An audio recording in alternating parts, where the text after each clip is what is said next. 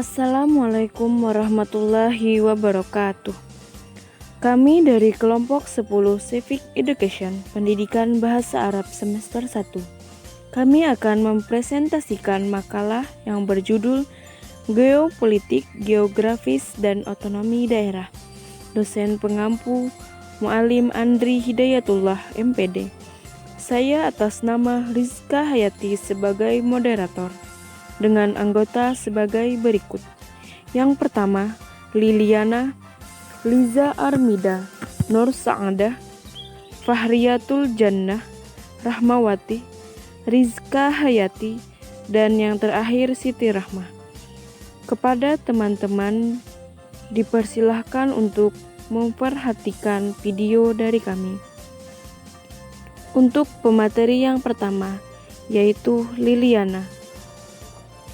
A. Pengertian geopolitik. Istilah dari geopolitik ini berasal dari kata geo juga politik. Geo ini artinya adalah bumi dan politik berasal dari bahasa Yunani yaitu politia. Poli ini ialah sebagai kesatuan masyarakat yang berdiri sendiri dan juga tia artinya urusan. Pengertian geopolitik adalah ilmu atau studi mengenai penyelenggaraan negara yang tiap-tiap kebijakannya itu dikaitkan dengan masalah-masalah geografi, wilayah atau daerah pada suatu bangsa. Beberapa pendapat dari pakar-pakar geopolitik antara lain sebagai berikut. A. Pandangan ajaran Friedrich Ritschl. B. Pandangan ajaran Rudolf Gijlen. C. Pandangan ajaran Kurt Hofstra. D. Pandangan ajaran Sir Halford Maskinder. E. Pandangan ajaran Sir Walter Raleigh dan Albert Thayer Mahan. F. Pandangan ajaran W. Michel. A. Seversky, Giulio Douhet, dan John Frederick Charles Fuller. G. Pandangan Nicholas J. Speakman. Tujuan geopolitik ada dua, yaitu pertama, tujuan nasional.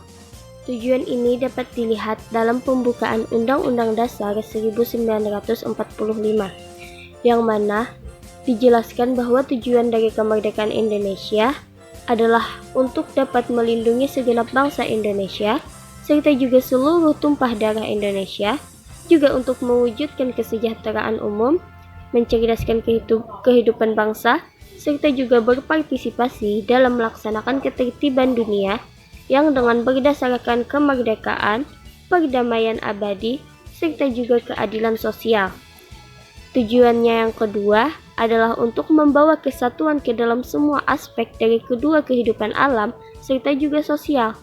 Bisa disimpulkan bahwa tujuan dari bangsa Indonesia ialah menjunjung tinggi kepentingan nasional, serta juga kepentingan daerah untuk mengatur serta juga membina kesejahteraan, perdamaian, dan juga bangsawan serta martabat manusia di seluruh dunia. B. Pengertian geografis. Istilah geografi pada dasarnya sudah dikenal sejak zaman Yunani kuno. Tepatnya pertama kali digunakan pada abad 276 sampai 194 sebelum Masehi. Secara etimologi, geografi berasal dari kata geo atau bumi dan graphen atau tulisan atau menjelaskan.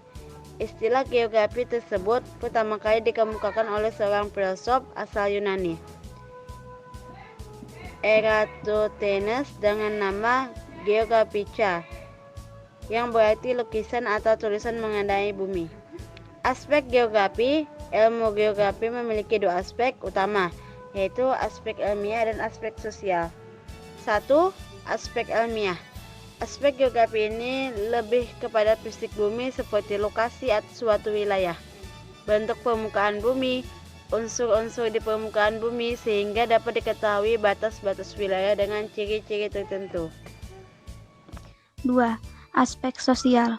Aspek geografi ini lebih kepada hal yang berkaitan dengan karakteristik perilaku manusia. Misalnya, pola persebaran manusia dalam konteks keruangan yang dapat dikaji hubungannya dengan lingkungan ataupun sebaliknya. Intinya, aspek ekonomi, budaya, dan politik. Cabang ilmu geografi dengan aspek sosial dinamakan dengan geografi manusia atau human geography. C. Pengertian otonomi daerah. Otonomi secara harfiah bisa dikatakan sebagai daerah. Dalam bahasa Yunani, berasal dari kata autos, artinya diri mereka sendiri, dan namos artinya hukum atau aturan.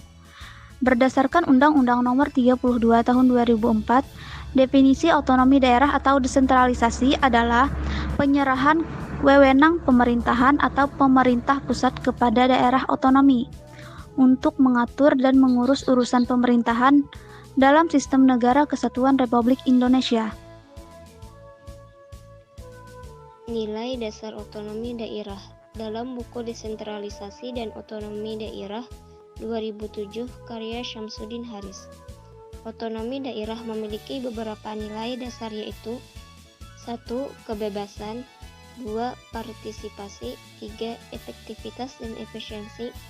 Asas dan prinsip pemerintah daerah otonomi daerah membawa asas dan prinsip sebagai berikut. 1. Menggunakan asas desentralisasi, dekonsentralisasi dan tugas pembantuan. 2. Penyelenggaraan asas desentralisasi secara utuh dan bulat yang dilaksanakan di daerah kabupaten dan kota.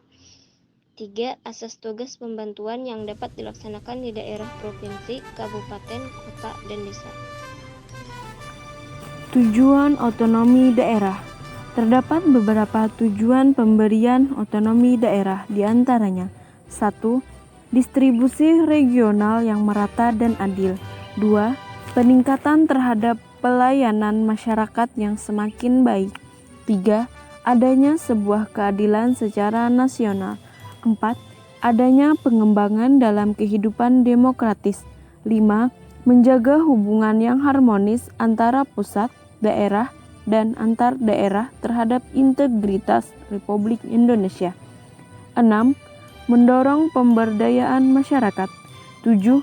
Menumbuhkan prakarsa dan kreativitas, meningkatkan peran serta masyarakat dan mengembangkan peran dan fungsi DPRD.